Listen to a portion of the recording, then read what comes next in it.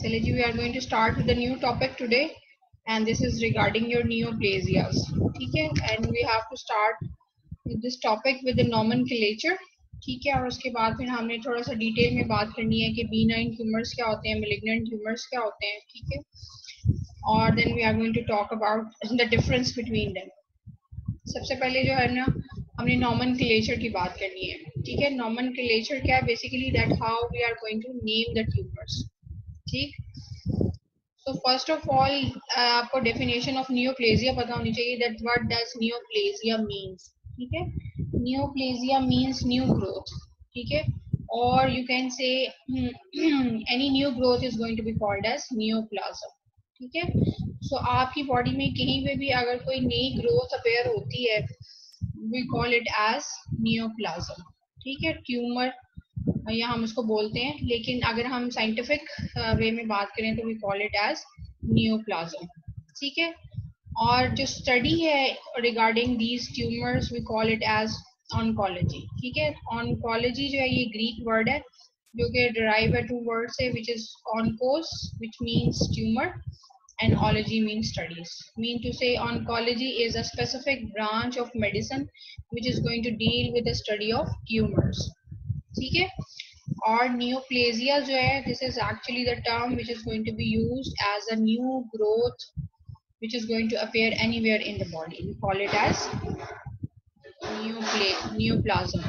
ठीक है, और neoplasm की definition हम ऐसे भी कर सकते हैं. A neoplasm is an abnormal mass of tissue the growth of which exceeds and is uncoordinated with that of normal tissue and persists in the same manner after cessation of stimuli which evoke the change. ठीक है, और ये अगर आपकी इसकी explanation देखें तो you can से कि न्यूप्लाज्म क्या है कि एक मैस है एबनॉर्मल सेल्स का या एबनॉर्मल टिश्यू है जो कि आपकी बॉडी में कहीं ग्रो करती है, और इसकी जो ग्रोथ है this is actually is going to be more high as compared to the surrounding normal tissue. ठीक है, सराउंडिंग जो नॉर्मल टिश्यूज है उसके कंपैरिजन में इसकी ग्रोथ जो है वो बहुत ज्यादा हाई है और अनकोऑर्डिनेटेड है. ठीक है, और any reason which has led to the stimulation of this abnormal growth, अगर वो stimulus चला भी गया है even after that जो है ये growth है this is actually is going to be continuous. ठीक है, so we call this as a neoplasm. ठीक, और you can say the cell division without control, यानी सेल्स अगर विदाउट कंट्रोल रैपिडली डिवाइड करना शुरू कर देते हैं तो this is actually your neoplasm is. ठीक है, रीजन बिहाइंड क्या होती है that there is going to be irreversible DNA damage होता है. ठीक है, which is going to result in the abnormal cell growth. It means to say that there is going to be some irreversible DNA damage which is going to result in the autonomous growth of the abnormal cell. Now these cells after the DNA damage has become abnormal and now they are going to become you can say autonomous हो जाते हैं growth में and they are not going to be controlled by anything and they keep on dividing. ठीक है, so actually neoplasm क्या है, this is actually abnormal cells हैं जो कि बहुत ज्यादा रैपिडली ग्रो करना शुरू कर देते हैं as compared to their surrounding tissues, normal tissues के comparison में, and they have got some abnormal you can say abnormalities in their cells. ठीक है, so this is actually the explanation of definition of what a neoplasm is. ठीक है, so whenever the cells are going to become abnormal in their structure and they are going to be uncontrolled in their growth, we call it as tumor or a neoplasm. Okay. So now we are going to talk about the nomenclature, that how we are going to name these tumors. Nomenclature क्या है, that we are going to how name these tumors. ठीक है, so normal अगर हम किसी भी tissue के बारे में स्ट्रक्चर के बारे में बात करें तो हर टिश्यू के अंदर एक पैरेन्काइमल यू कैन से स्ट्रक्चर में एक पैरेन्काइमा होता है और स्ट्रोमा होता है. ठीक है, पैरेन्काइमा क्या होता है, this is actually the tissue which conducts the specific function of an organ and which usually comprises the bulk of organ. ठीक है, मीन टू से कि पैरेन्काइमा अगर हम सपोज थायराइड ग्लैंड की बात करते हैं तो उसमें थायराइड फॉलिकल्स होते हैं ना, thyroid follicles are actually the parenchyma of thyroid gland. और स्ट्रोमा क्या होता है, that is actually the connective tissue और द ब्लड वेसल्स या नर्व्स या डार्क वेसल्स जो सराउंडिंग में प्रेजेंट होते हैं, यू कैन से अगर आप थायराइड ग्लैंड की बात करें तो आपके जो थायराइड के फॉलिकल्स हैं के सराउंडिंग में जो कनेक्टिव टिश्यू प्रेजेंट है, ये ब्लड वेसल्स प्रेजेंट है, this is actually your stroma, ठीक है। या उसमें आपकी नर्व्स भी आ जाती हैं, they are all are going to make your stroma of that you can say your thyroid gland, ठीक है। और अगर आप लिवर की जैसे बात करें तो लिवर का अगर हम स्ट्रक्चर देखें तो basically this is actually made up of hepatocyte. अब ये हेपेटोसाइट्स क्या हैं, they are actually the parenchymal cells of the liver, ठीक है। और इसके सराउंडिंग में जो ब्लड वेसल्स प्रेजेंट हैं या आप जो कनेक्टिव टिश्यू प्रेजेंट है, आपके वेसल लिम्फेटिक्स प्रेजेंट है, नर्व्स प्रेजेंट है, they are all are going to be your that is actually is going to be your stroma, ठीक है। क्लास ये बेसिक स्ट्रक्चर और किसी भी जो टिश्यू का बेसिक स्ट्रक्चर है, ठीक है, इसके बारे में आपको mean to say all the bodies of your tissue are basically composed of two types of things. One is going to be the parenchyma and other is going to be your stroma, ठीक है। parenchyma क्या है, this is actually the tissue which is going to conduct the specific function of that organ and usually comprises of the bulk of the organ. जैसे liver है, liver में hepatocytes जो है they are actually are going to do the basic function of the liver, ठीक है। और जो most of liver का जो स्ट्रक्चर है, this is actually is composed of hepatocytes, और ये हेपेटोसाइट्स क्या है, they are actually the parenchyma of your liver, ठीक है। और अगर हम पैंक्रियाज की बात करें तो पैंक्रियाज के अंदर भी आपको पता है you are going to be ducts present होती हैं, ठीक है, और ग्लैंड्स प्रेजेंट होते हैं। अब ये ग्लैंड्स जो हैं they are actually the basically the parenchyma of your pancreas, ठीक है। उसके सराउंडिंग में जो लूज कनेक्टिव टिश्यू प्रेजेंट है, उसमें आपकी ब्लड वेसल्स प्रेजेंट है, they are going to be the parenchyma of your pancreas, ठीक है। सो अगर हम कंपोनेंट्स ऑफ ट्यूमर की बात करें तो जो ट्यूमर्स होते हैं they are actually are going to be composed of parenchymal cells और स्ट्रोमल सेल्स, ठीक है। सो पैरेन्काइमा क्या है, this is actually composed of transformed और द ट्यूमर सेल्स, ठीक है। मीन टू से कि अगर हम किसी भी ट्यूमर के बारे में बात करेंगे तो ट्यूमर जो है that can be either made up of parenchymal cells or either it is going to be made up of the stromal cells, ठीक है। नॉर्मल जो टिश्यू का स्ट्रक्चर है, अभी मैंने आपको बताया उसके दो कंपोनेंट होते हैं, पैरेन्काइमा होता है या स्ट्रोमा, ठीक है। अब ये जो ट्यूमर है, it can either arise from the parenchymal cells और it can either arise from the stromal cells, ठीक है। The classification of the tumor and their biological behavior are based primarily on parenchymal component, ठीक है, but their growth and spread are critically dependent on their stroma, ठीक है। If you can say this कि अगर हम classification के बारे में बात करें तो ये बेसिकली इस बात पे डिपेंड करती है कि उनके पैरेन्काइमल कंपोनेंट क्या है उस ट्यूमर का, बट अगर हम उसकी ग्रोथ या स्प्रेड के बारे में बात करते हैं तो this is actually is going to be mainly dependent on the stroma of that tumour, ठीक है। So, अभी हम nomenclature की बात कर रहे हैं that how we are going to name the different tumors, ठीक है।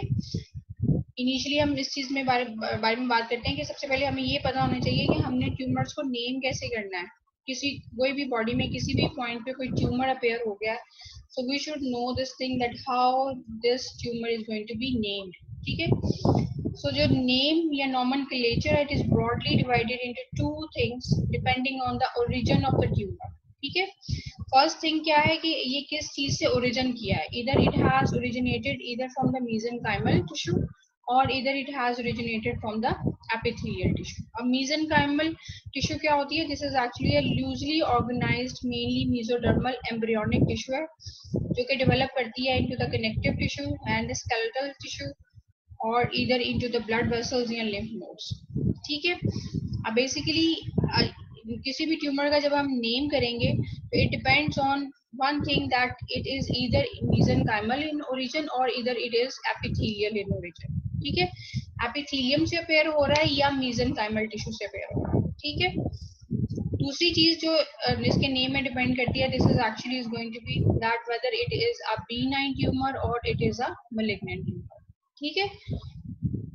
क्लियर हो गया सबको that I am just telling you one thing that जब भी हम किसी भी ट्यूमर को नेम करने के बारे में बात करेंगे तो this is actually is going to be depend on one thing that ये ट्यूमर ओरिजिन कहाँ से हुआ है, इधर ये मेसेनकाइमल टिश्यू से ओरिजिन हुआ है और यहाँ एपिथेलियम से ओरिजिन हुआ है, ठीक है, और whether it is a benign tumour और it is a malignant tumour, ठीक है। अब B9 ट्यूमर की अगर हम डेफिनेशन देखेंगे what is actually a B9 tumour, तो B9 ट्यूमर क्या होता है? It is a cohesive expansile mass of tissue with an innocent growth in microscopic appearance, implying that it will remain localized to its site of origin and will easily be amenable to surgical removal. ठीक है। अब B9 tumours क्या होते हैं कि though they have become mean to say very large growth की तरह से अपेयर होते हैं बॉडी में, बट इनकी अगर हम माइक्रोस्कोपिक या ग्रोथ पिक्चर की बात करें तो they are actually very innocent looking tumours होते हैं, और mean to say they are actually very localised to their site of origin. ठीक है, तो अगर हम सर्जिकली उनको रिमूव करना चाहें तो वो बड़ी इजीली वहां से रिमूव हो जाते हैं, बट लेकिन जो आपके मेलिग्नेंट ट्यूमर्स होते हैं they are not like this.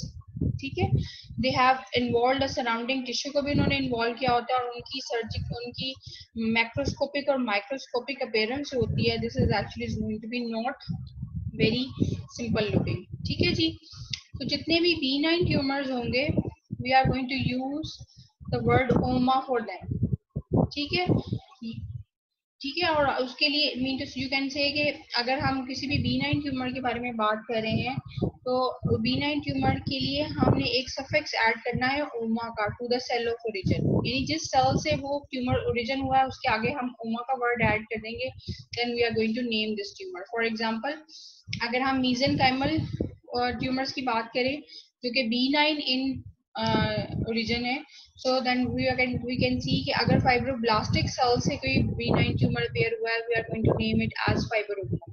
ठीक है, देखो अब हमने ओमा का वर्ड एंटर किया है along with this फाइब्रो। ठीक है, मीन टू से कि अगर कोई फाइब्रोब्लास्टिक सेल से ट्यूमर अपेयर हो रहा है जो कि B9 है, we call it as fibroma. ठीक है, अगर कार्टिलेजिनस टिश्यू का B9 ट्यूमर है तो we call it as chondroma. ठीक है, स्मूथ या स्केलेटल मसल का ट्यूमर है B9 तो हम उसे बोलेंगे लियोमायोमा अगर स्मूथ सेल से ओरिजिन हुआ है, और रेप्डोमायोमा अगर वो स्केलेटल सेल से ओरिजिन हुआ है। ठीक है, these are the cells which are mesenchymal in origin. ठीक है, और अगर इनका ट्यूमर B9 है then we are going to add the suffix oma with them. ठीक, but if they are epithelial in origin, ठीक है, अगर वो एपिथेलियल ओरिजिन के हैं then the classification is going to be bit different. ठीक है, उसमें हम इस चीज पे डिपेंड करते हैं कि वो सेल के जो ये जो ट्यूमर है वो किस सेल से ओरिजिनेट हुआ है, उसकी कुछ माइक्रोस्कोपिक आर्किटेक्चर के ऊपर या मैक्रोस्कोपिक कुछ ऐसी अपीयरेंस होती है जिसके बेसिस के ऊपर हम उस ट्यूमर को नेम देते हैं। ठीक है, बट एंड पे हमने ओमा का वर्ड जो है वो ऐड कर सकते हैं। ठीक है, फॉर एग्जांपल आपका एडिनोमा है, एडिनोमा जो होता है B9 ट्यूमर है which is actually going to be formed by the glandular structures. ठीक है, यानी ग्लैंड से जो B9 ट्यूमर अपेयर होगा हम उसे बोलेंगे एडिनोमा। ठीक है, दो के अब आपका जो ग्लैंड्स की एपिथेलियम है वहां से ये अपेयर हो रहा है ये tumour, and we are going to name it as adenoma. ठीक है, फॉर एग्जाम्पल आपके थायराइड ग्लैंड है उसका अगर एक ट्यूमर अपेयर हो जाता है जो कि B9 है तो we call it as thyroid adenoma. ठीक है, लेकिन अगर आपकी किडनी में सपोज दो के किडनी एक ग्लैंडुलर स्ट्रक्चर नहीं है, लेकिन अगर किडनी के अंदर जो है ट्यूमर अपेयर होता है जिसकी अपेयरेंस जो है ग्लैंडुलर पैटर्न की तरह होती है तो we call it as renal tubular adenoma. ठीक है जी, और we can name them according to their appearance as I told you. ठीक है, पैपिलोमा क्या होता है? दिस इज माइक्रोस्कोपिक या मैक्रोस्कोपिक विजिबल फिंगर लाइक और वॉटी प्रोजेक्शंस। ठीक है, सो अगर कोई आपको फिंगर लाइक प्रोजेक्शंस नजर आए कहीं पे तो we are going to call it as papilloma. ठीक है, ओमा का word is going to show that this is actually B9। ठीक है, और papilloma mean this is just finger like appearance. ठीक है, अगर माइक्रोस्कोपिक या मैक्रोस्कोपिक आपको फिंगर लाइक प्रोजेक्शन नजर आती है कहीं पे भी बॉडी में तो we are going to call, जो कि एपिथेलियम किसी एपिथेलियल सरफेस से अपेयर हुई है, we are going to call it as papilloma. ठीक है, फॉर एग्जांपल ओरल कैविटी के अंदर पैपिलोमा अपेयर होते हैं, हमारी स्किन के ऊपर जो है पैपिलोमा अपेयर हो सकता है। ठीक है, सिस्ट एडिनोमा, अब सिस्ट एडिनोमा जो है, सिस्ट का मतलब क्या होता है? That it has got a cystic appearance. ठीक है, अब ओमा is going to show this thing that this is actually a B9 tumor. ठीक है. But this is actually adenoma which has got a cystic appearance. ठीक है. So that's why we are going to call it as cyst adenoma. ठीक है. For example, आपके ovary के अंदर अगर cyst appear होती है, ठीक है, जो कि you can say sac like structure होता है और ये benign है in you can say its behavior, so we are going to call it as ovarian cyst adenoma. ठीक है.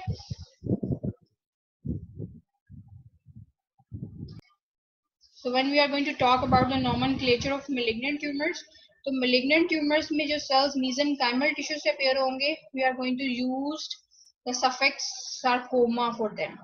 ठीक है. जैसे benign tumor में हमने word किया था use oma, but in malignant tumors we are going to use the word sarcoma. ठीक है. For example, if these tumor has appeared from the fibroblast cells, we are going to use the word fibrosarcoma. ठीक है. Fibroma was benign and fibrosarcoma is going to be the malignant tumor. Chondrosarcoma, leiosarcoma, rhabdomyosarcoma. This is actually is going to show that these are actually the tumors which are malignant in origin. ठीक है. और अगर वो epithelial origin के हैं, ठीक है, then we are going to use the word carcinoma. अब जो भी malignant tumors होंगे जो कि epithelium से appear हुए हैं, we are going to use the word carcinoma for them. ठीक है जी. For example adeno carcinoma. Adeno का वर्ड हमने यूज किया था फॉर द ग्लैंडुलर ट्यूमर्स के लिए, और आगे अगर आ जाता है carcinoma, it is going to show this thing that this is actually the malignant tumour of the glandular tissue. ठीक है. अगर हम अडीनो जस्ट एडिनोमा का वर्ड यूज करते हैं तो it is going to show that this is actually the benign tumour of the glandular tissue. और अगर हम adenocarcinoma use करते हैं, it means this is actually the malignant tumor of this glandular tissue. ठीक है जी. Squamous cell carcinoma. अब by name पता चल रहा है कि this tumor has appeared from the squamous cell, और carcinoma is going to show this thing that this is actually malignant in origin. ठीक है. जैसे skin के ऊपर squamous cell carcinoma appear होता है, and this is actually is going to show this thing कि ये squamous cells of skin से appear हुआ है और this is actually malignant in nature. ठीक है. नेक्स्ट आपको पता होना चाहिए कि पॉलिप या पॉलिपॉइड क्या होता है. पॉलिप या पॉलिपॉइड जो है, this is actually a visible projection that arise from the mucosal surface into the lumen. ठीक है. अब पॉलिप क्या होता है, this is actually a growth out projections है, ये ग्रोथ है which is going to appear in any tubular structure. For example, esophagus में appear हो सकता है, intestine में appear हो सकता है. ठीक है. So ये projections है जो कि tubular structures में appear होती है, इसको हम polyp बोलते हैं. अब ये जो polyp है, this can be either benign or it can be malignant. ठीक है. Depending on के ये इसकी जो epithelium है, इसमें कोई changes ऐसे है या नहीं है. नेक्स्ट है कि मिक्स ट्यूमर्स क्या होते हैं. Mix tumours are those tumours which are composed of both epithelial and connective tissue. ठीक है. इट मींस ये जो ट्यूमर्स होते हैं, they are not just made up of just simple epithelium या कनेक्टिव टिश्यू से मेड अप नहीं होते, but rather they have got both of components. Epithelium भी होती है और इसमें कनेक्टिव टिश्यू भी होता है. ठीक है.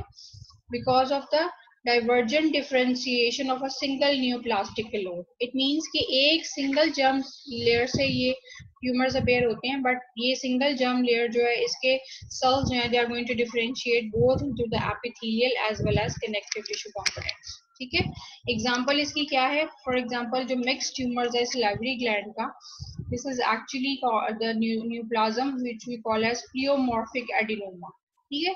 अब प्लियोमॉर्फिक एडिनोमा जो है, this is actually the tumour of your salivary gland है, और इसके अंदर both epithelial as well as connective tissue के कंपोनेंट्स प्रेजेंट होते हैं. ठीक है. अच्छा, टेराटोमास होते हैं. टेराटोमास क्या होते हैं? They are the neoplasm which are going to appear from more than one cell type. ठीक है. और you can say from more than one germ cell layer. अगर कोई भी ट्यूमर जो है वो एक जर्म सेल लेयर से ज्यादा लेयर से अपेयर होगा, then we are going to call it as teratoma. ठीक है. आपको पता है ना कि हर फीटस के अंदर जो जर्म लेयर्स होती हैं वो 3 होती हैं, एक्टोडर्म, एंडोडर्म और मेसोडर्म होती है. ठीक है. सो अगर तीनों लेयर से कोई मीन टू से, और हर एक्टोडर्म की डिफरेंशिएशन डिफरेंट टिश्यूज में होती है, एंडोडर्म की डिफरेंट होती है और मेसोडर्म की डिफरेंट होती है. ठीक है. सो टेराटोमास जो है, they are going to originate from the totipotent germ cells that are normally present in the ovaries or testes. ठीक है, and they differentiate along the different germ lines to produce fat, muscle, epithelium or any body tissue. ठीक है, for example, ovarian cyst teratomas जो होते हैं, they are going to produce the different you can say products of more than one germ layer. ठीक है. अच्छा, कुछ tumours ऐसे होते हैं तो they are going to be malignant in nature, but उनका नेम जो है, this is just by name पता चलता है that they are B9 in nature. ठीक है, लेकिन एक्चुअली वो क्या है, they are malignant tumour. For example lymphomas जो होते हैं, ये लिम्फोइड टिश्यू का मेलिग्नेंट ट्यूमर है, बट ना बाय नेम आपको लग रहा होगा दैट ओमा का वर्ड यूज हुआ हुआ है, तो ये शायद B9 ट्यूमर है, but rather this is actually going to be your malignant tumour. ठीक है, मीजोथीलियोमा जो है ये भी आपका मेलिग्नेंट ट्यूमर है. मेलानोमा जो है ये भी मेलिग्नेंट ट्यूमर है. सेमिनोमा हो, एस्ट्रोसाइटोमा या ग्लायोमा जो कि आपके ब्रेन टिश्यू का ट्यूमर है, this is also malignant in nature. ठीक है, हेपेटोमा जो आपका लिवर का ट्यूमर है, ये भी जो है B9 नहीं है, but rather this is malignant. ठीक है, तो ये कुछ एक्सेप्शंस आपने याद रखनी है कि दो के इनके नेम के एंड पे ओमा का वर्ड आ रहा है, but they are rather malignant in nature. ठीक है, कुछ ट्यूमर्स है जिनको हम ब्लास्टोमास बोलते हैं. ठीक है, ये these are the tumours which are going to originate from the immature tissue और द नर्वस टिश्यू. ठीक है, फॉर एग्जांपल मेडुल्लोब्लास्टोमा है जो कि ब्रेन टिश्यू से निकलता है, रेटिनोब्लास्टोमा जो कि आई में प्रेजेंट होता है, और नेफ्रोब्लास्टोमा जो कि किडनी का ट्यूमर है, और ये सारे के सारे मेलिग्नेंट ट्यूमर्स होते हैं.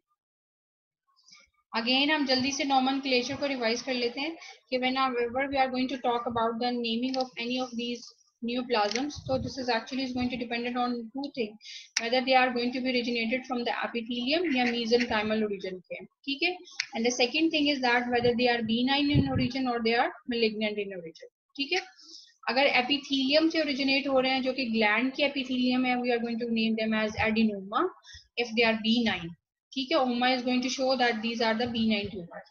और कार्सिनोमा का वर्ड यूज करेंगे when this is going to be malignant. ठीक है, तो अडीनो मीन कि ये ग्लैंड का ट्यूमर है, और कार्सिनोमा शो करता है that this is malignant.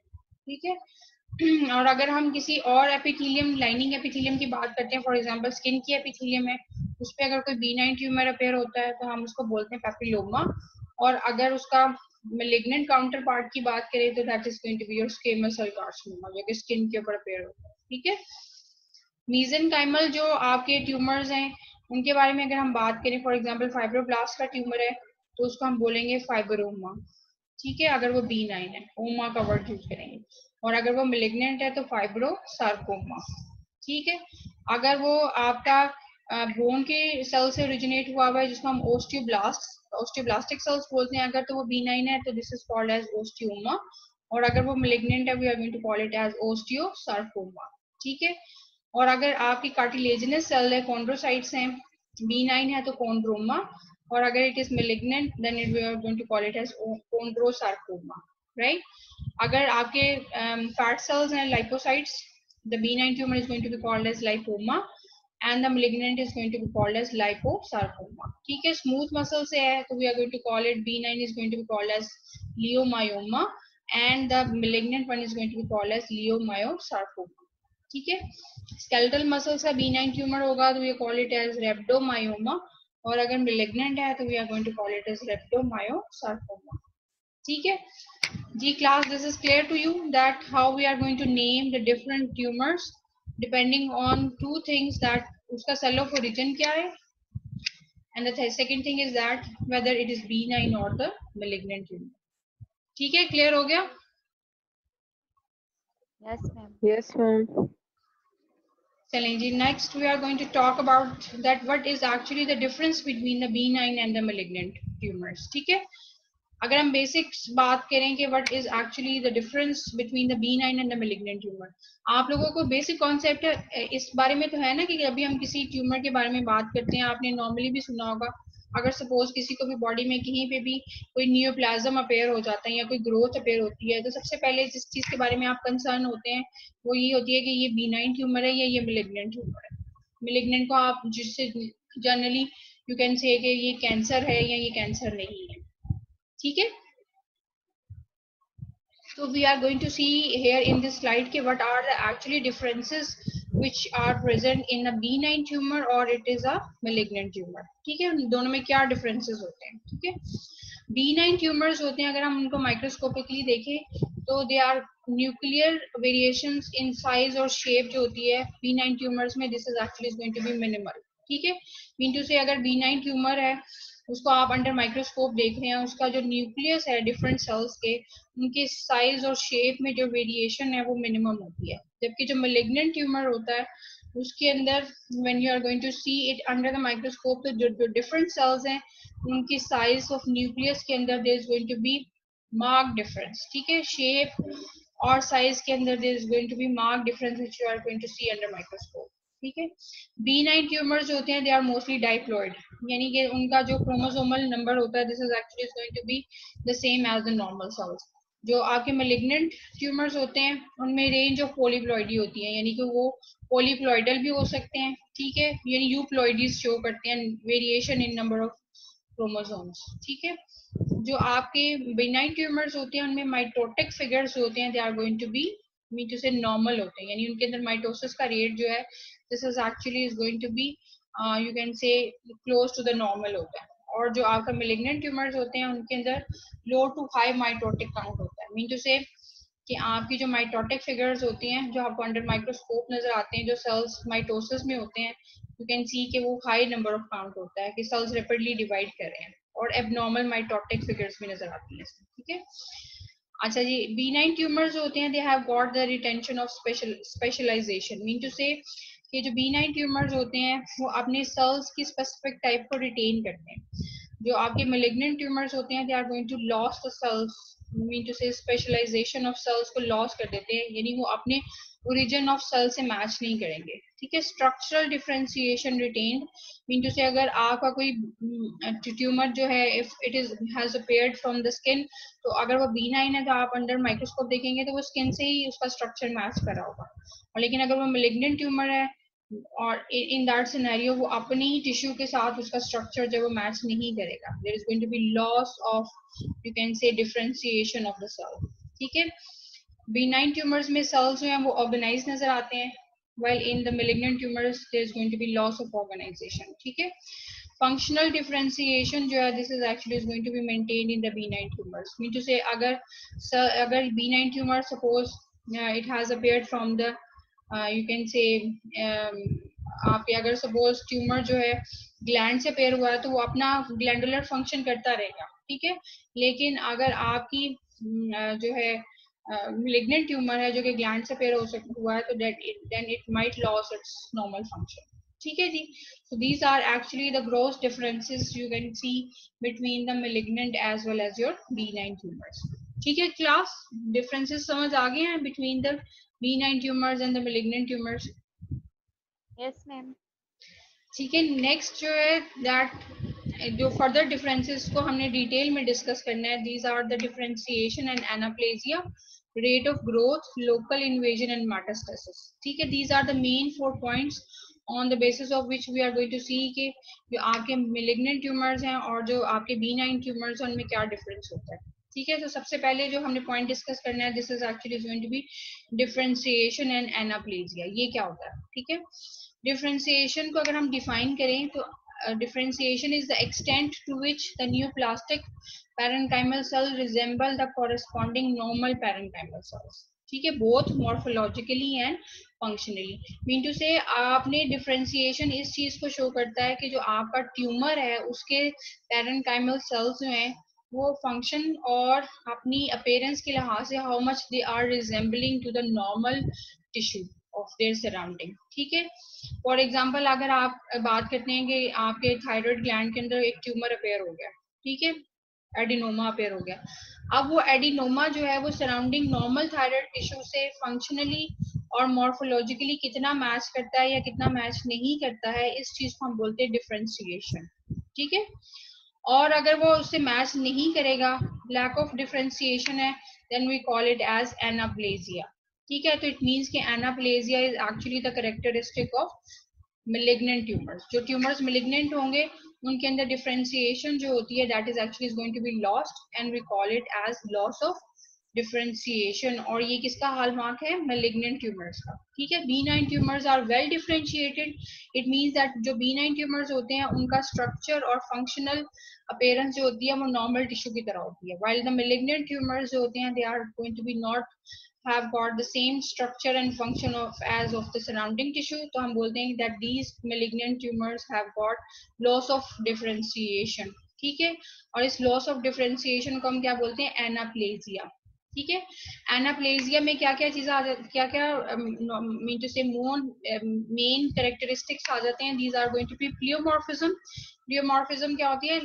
Difference in the shape and size of the cells, यानी कि साइज जो सेल्स होते हैं they have now become in difference in shape and size from each other. ठीक है, अगर आप नॉर्मल सेल्स को देखेंगे तो वो एक ही शेप और साइज के नजर आ रहे होते हैं, लेकिन जो आपके एनाप्लास्टिक सेल्स होते हैं they have got loss of shape and loss of size. ठीक है, उनकी न्यूक्लियस जो होती है this is actually is going to become abnormal. ठीक है, अभी जैसे मैंने आपको बताया था कि जो एबनॉर्मल सेल्स होते हैं, जो मैलिग्नेंट सेल्स होते हैं, उनका जो न्यूक्लियस होता है उसकी मॉर्फोलॉजी जो होती है that is actually is going to be different from the normal. ठीक है, उसमें भी इरेगुलर शेप आ जाती है, साइज डिफरेंस हो जाता है। ठीक है, और भी चेंजेस जो है they are going to appear. ठीक है, माइटोसिस अगर हम देखें तो माइटोसिस जो है, नंबर ऑफ माइटोटिक फिगर्स जो है they are going to be more in the malignant cells as compare to the B9 cells. ठीक है, सो तीन मेन कैरेक्टरिस्टिक्स हैं जो आपने एनाप्लेजिया में देखना है कि प्लियोमॉर्फिज्म है या नहीं है, न्यूक्लियर मॉर्फोलॉजी जो है this is actually is going to be normal और not, and the third is going to be the mitosis. तो जो आपके मैलिग्नेंट ट्यूमर्स होते हैं इनके अंदर ये तीनों चीजें जो हैं they are going to be you can say pleomorphism नजर आएगा आपको, एबनॉर्मल न्यूक्लियर मॉर्फोलॉजी नजर आएगी, और माइटोसिस जो है वो ज्यादा नजर आएगी। Then we are going to say that this tumour has got anaplasia. ठीक है, और it means that loss of differentiation. ठीक है जी, the second point of difference between the B9 and the malignant tumour is going to be the rate of growth. ठीक है, तो definitely ये B9 ट्यूमर जो होते हैं वो ज्यादा थोड़े स्लो ग्रो कर रहे होते हैं, व्हाइल द मैलिग्नेंट ट्यूमर्स होते हैं they are actually are going to be very rapidly growing tumour होते हैं। ठीक है, बहुत ज्यादा फास्टर रेट पे ग्रो करते हैं और इवेंचुअली स्प्रेड कर देते हैं locally as well as to the distant site in the body which are going to lead to the death of the person. ठीक है, अगर हम लोकल इन्वेजन की बात करें B9 और मैलिग्नेंट ट्यूमर्स की, तो जो लोकल इन्वेजन B9 ट्यूमर्स में होती है this is actually is going to be less, while the malignant tumors are going to locally invade into the surrounding tissue. ठीक है, तो अगर आप लोकल इन्वेजन की बात करते हैं तो इसमें जो B9 ट्यूमर्स होते हैं मोस्टली उनके सराउंडिंग में एक फाइब्रस कैप्सूल होता है, so which is actually is going to make a boundary between the normal tissue and the this new you can say this tumor tissue.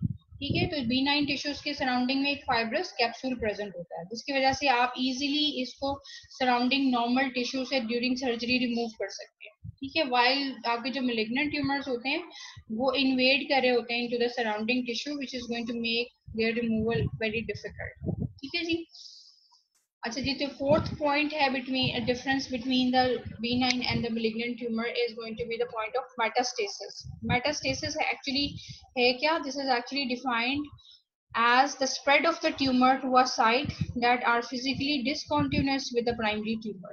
ठीक है, फॉर एग्जाम्पल अगर किसी को ओवरी का ट्यूमर है, ठीक है, और वही ट्यूमर उसी पेशेंट के अंदर आपको उसके लिवर में भी मिलता है, तो आप ओवरी के ट्यूमर में और लिवर के ट्यूमर में फिजिकली तो कोई कनेक्शन नहीं है। ठीक है, इट मींस कि अब वो ट्यूमर जो है it has somehow spreaded to the distant point in the body जो कि फिजिकली अपने पॉइंट ऑफ ओरिजिन से कॉन्टिन्यूस नहीं था। ठीक है, this is actually called as metastasis. और जो ब्रेस्ट का ट्यूमर होता है आपको पता है ना, this is actually going to metastasize in the bone. ठीक है, या वो बोन में मेटास्टेसाइज कर जाता है या फिर ब्रेन में मेटास्टेसाइज कर जाता है। अब मेटास्टेसिस है क्या? Actually this is actually the spread of that tumour to a point which is actually very far from its point of origin. ठीक है, तो जो मैलिग्नेंट ट्यूमर्स होते हैं इनके अंदर बहुत ज्यादा टेंडेंसी होती है that they can metastasize to a different point. ठीक है, अब ये जो इन्वेजन है कैंसर की this can occur through the blood vessels के थ्रू ये मेटास्टेसिस हो सकती है, लिम्फेटिक्स के थ्रू हो सकती है, या directly because of the spread of the tumour into the body cavities. For example ovary का जो ट्यूमर है वो डेफिनेटली स्प्रेड करके पेरिटोनियल कैविटी में स्प्रेड कर जाएगा। ठीक है, अगर सपोज लंग का ट्यूमर है तो वो आपकी डेफिनेटली जो आपकी प्लूरल कैविटी है उसमें जाके ग्रो करना शुरू कर देगा। ठीक है, सो इट मींस के these tumours are going to have a metastasis either through blood vessels, lymphatics के थ्रू जाते हैं, या डायरेक्टली बॉडी कैविटीज में जाके स्प्रेड कर जाते हैं। ठीक है, इसकी कुछ एक्सेप्शंस भी हैं, मीन टू से कुछ ऐसे ट्यूमर्स हैं जो कि हैं तो malignant but they do not are going to have metastasis. For example gliomas हैं, या बेसल सेल कार्सिनोमा स्किन का है जो कि मेटास्टेसाइज नहीं होता। ठीक है, so metastatic spread strongly reduces the possibility of cure. अगर अगर किसी भी ट्यूमर के मेटास्टेसिस ज्यादा होते हैं तो they are going to reduce the chances of cure of that patient. ठीक है, सो अभी जो हमने डिस्कस किया है इसको हम टेबुलेटेड फॉर्म में देख लेते हैं कि जो करेक्टरिस्टिक्स हैं बीनाइन और मेलिग्नेंट ट्यूमर की, अगर हम डिफरेंशिएशन या एनाप्लेजिया के अकॉर्डिंग देखें तो जो B9 ट्यूमर्स होते हैं वेल डिफरेंशिएटेड होते हैं। ठीक है, और जो मेलिग्नेंट ट्यूमर्स होते हैं they have got lack of differentiation, mean to say that they are more anaplastic. ठीक है, रेट ऑफ ग्रोथ की बात करें तो जो B9 ट्यूमर्स होते हैं they are actually are going to be slow growing tumours होते हैं। ठीक है, और यू कैन से कि इनिशियली वो ग्रो करते हैं, उसके बाद फिर एक साइज पे आके रुक जाते हैं, और इनके अंदर माइटोसिस जो होती है this is actually going to be normal, ये थोड़ी सी हाई हो सकती है।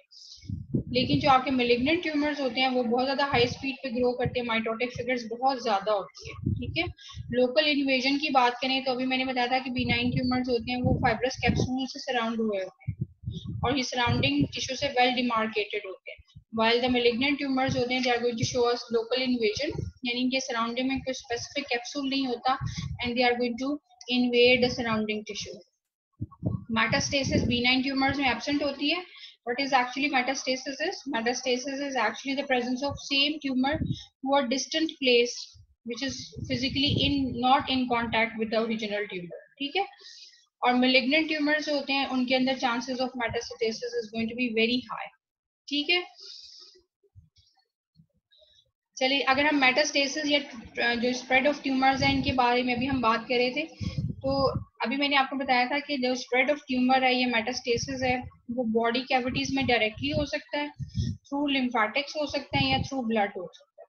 ठीक है, तो they are basically 3 ways how the tumours are going to spread to the different parts of your body. ठीक है, सबसे पहले अगर हम बात करें कि how they are going to spread into the different body cavities, so it depends on this thing कि कहाँ पे आपका ट्यूमर लाई कर रहा है। सपोज अगर वो पेरिटोनियल कैविटी के किसी ऑर्गन में लाई कर रहा है तो definitely it is going to spread from that organ into the peritoneal cavity, और अगर वो लंग में लाई कर रहा है तो डेफिनेटली वो प्लूरल कैविटी में जाके स्प्रेड करेगा। ठीक है, हार्ट के अगर मसल्स का या किसी और स्ट्रक्चर का ट्यूमर है तो वो डेफिनेटली वो पेरिकार्डियल कैविटी में स्प्रेड करेगा, और अगर आपकी नर्वस टिश्यू का है तो सबरेक्नोइड स्पेस में स्प्रेड करेगा, जॉइंट में कोई ट्यूमर है तो जॉइंट स्पेस में ग्रो करेगा।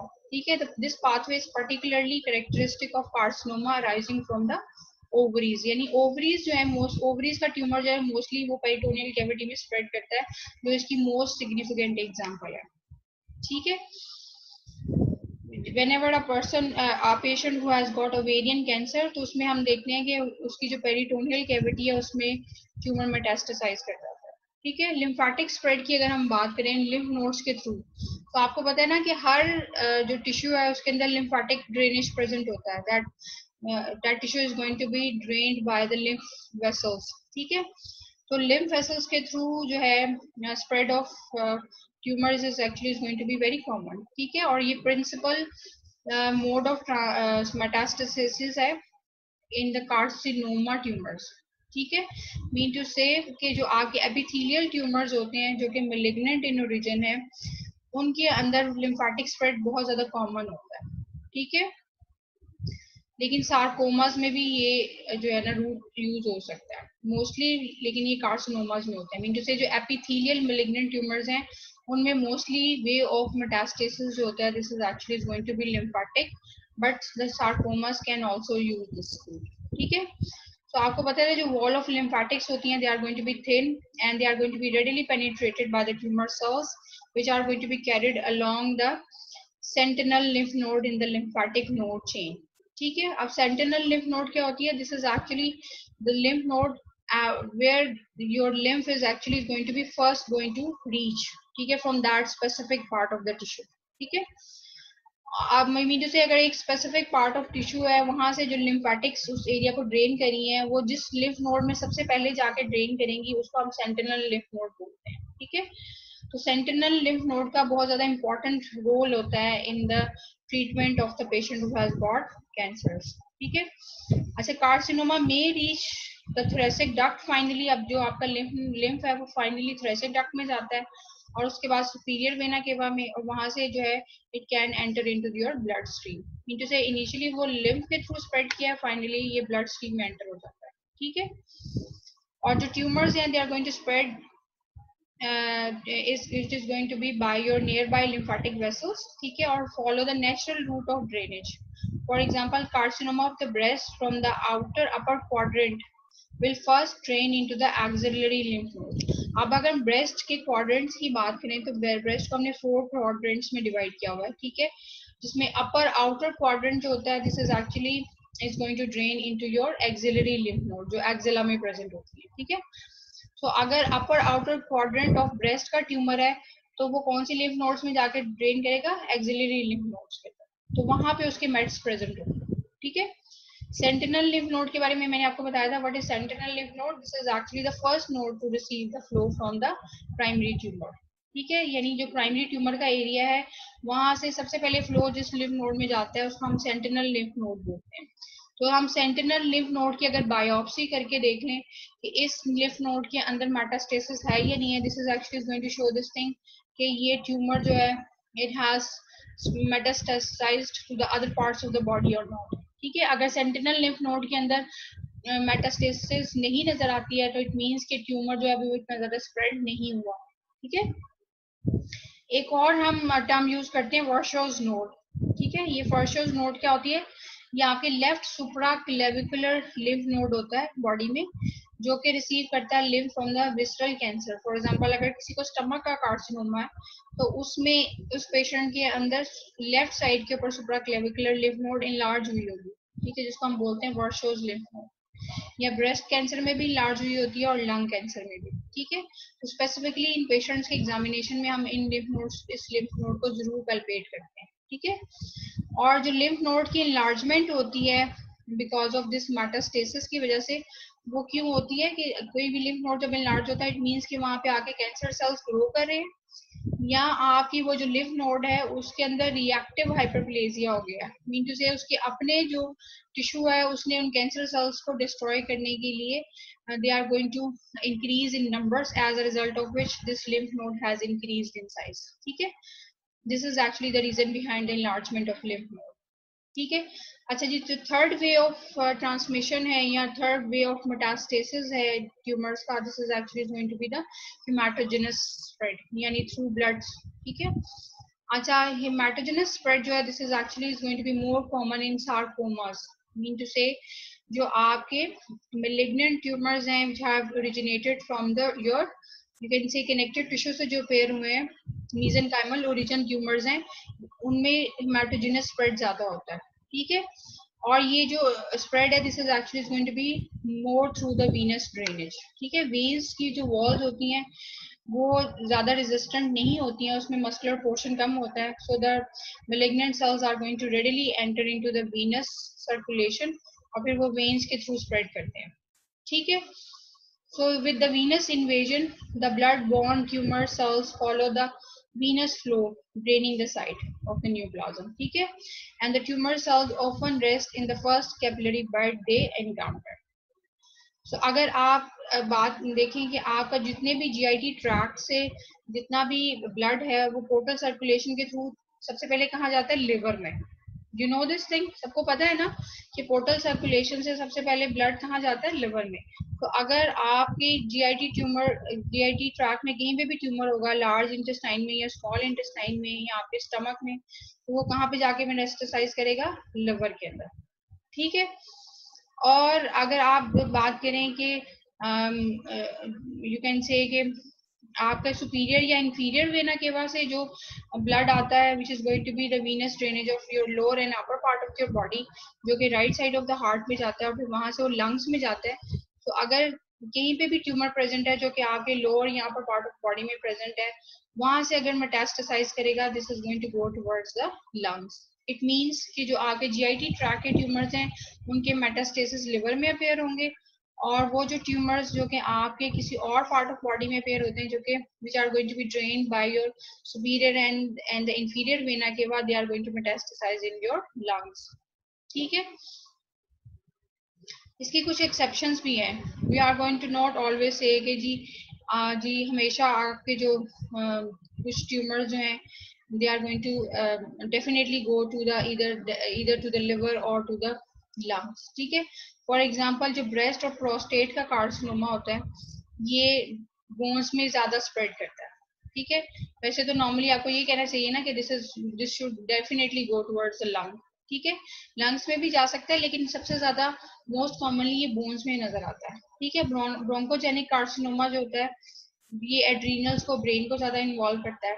ठीक है, आपका न्यूरोब्लास्टोमा यानी ब्रेन का जो ट्यूमर है वो लिवर और बोन्स में ज्यादा जाता है। ठीक है, जो कि मोस्ट कॉमनली जो अभी हमने बात की है कि जो आपके जीआईटी ट्यूमर्स हैं वो लिवर में ज्यादा जाते हैं, और जो आपके rest of the part of the body जो कि वीनस ड्रेनेज के थ्रू सुपीरियर और इंफीरियर वेना केवा के थ्रू ड्रेन होते हैं, they are going to go towards your lungs. लेकिन उसकी कुछ एक्सेप्शंस भी हैं कि कुछ ट्यूमर्स ऐसे होते हैं जैसे ब्रेस्ट और प्रोस्टेट का कार्सिनोमा है वो बोन्स में ज्यादा जाके स्प्रेड करता है। ठीक है, एपिडेमियोलॉजी अगर हम देखें कैंसर की तो रैपिडली इंक्रीज हो रहा है नंबर में।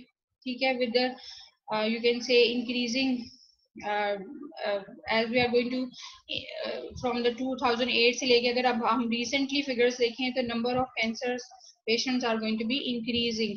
ठीक है, और अगर हम वैसे देखें कि मोस्ट कॉमन ट्यूमर्स कौन से हैं मेन में, तो they are going to be the prostate, lung और कोलन या रेक्टम का कार्सिनोमा मेन जो है उनमें ज्यादा कॉमन है, और फीमेल्स में ब्रेस्ट का, लंग का, कोलन और रेक्टम का कार्सिनोमा जो है this is actually going to be more common. ठीक है जी, फैक्टर्स क्या हो सकते हैं which are responsible for causing the tumours? Infectious agents हो सकते हैं, स्मोकिंग, अल्कोहल की कंजम्पशन, डाइट में चेंजेस जो हैं which are going to be very significant, obesity, reproductive history और environmental carcinogen factors जो होते हैं they are all are going to play a very important role for the causing these cancers।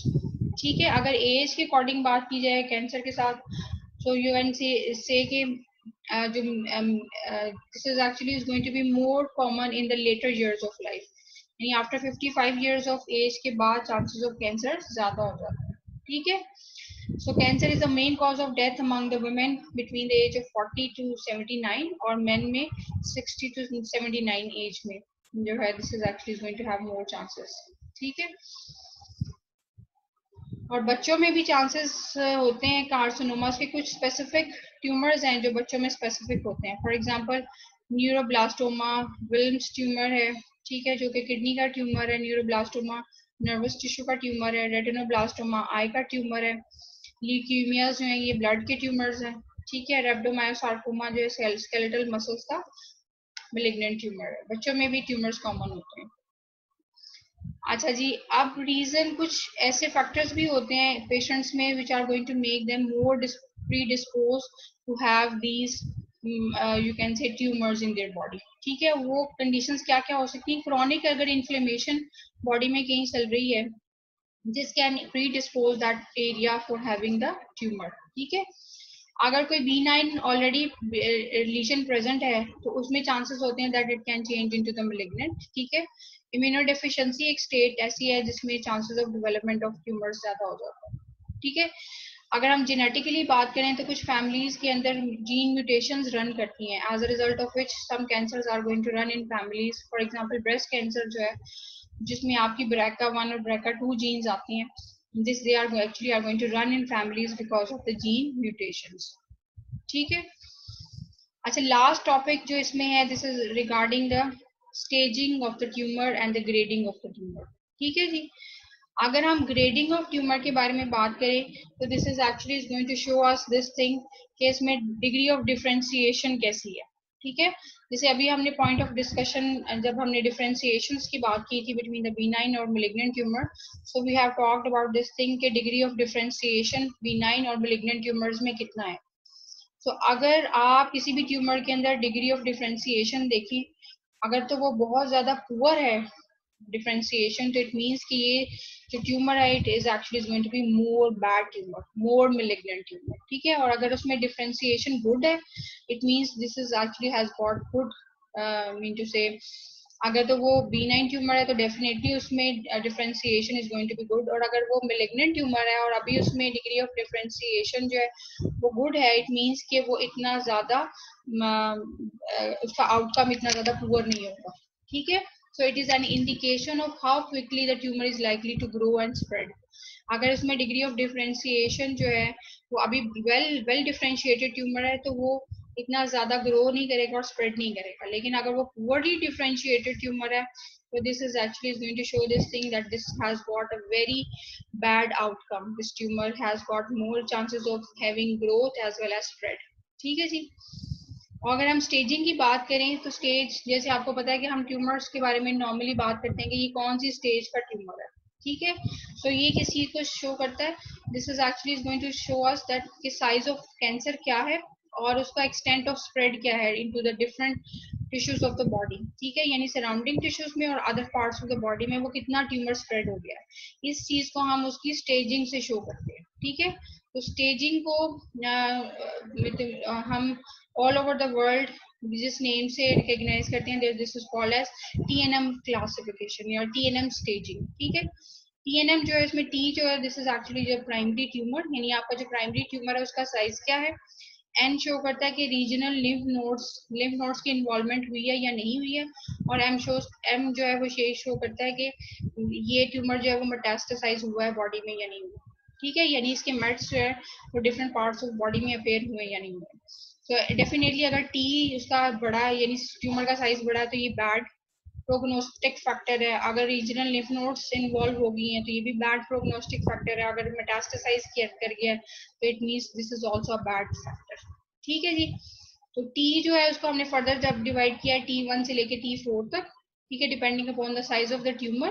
ठीक है, T1 सबसे छोटा है और जो T4 है this is going to be the largest size of that specific tumour. ठीक है, N0 का मतलब है कि लिम्फ नोड्स इन्वॉल्व नहीं हुए, while N1 to N3 further showing the number of lymph nodes which are being involved. ठीक है, M0 का मतलब है कि कोई distant metastasis नहीं है. M1 shows that this is actually is going to be have the distant metastasis. ठीक है जी.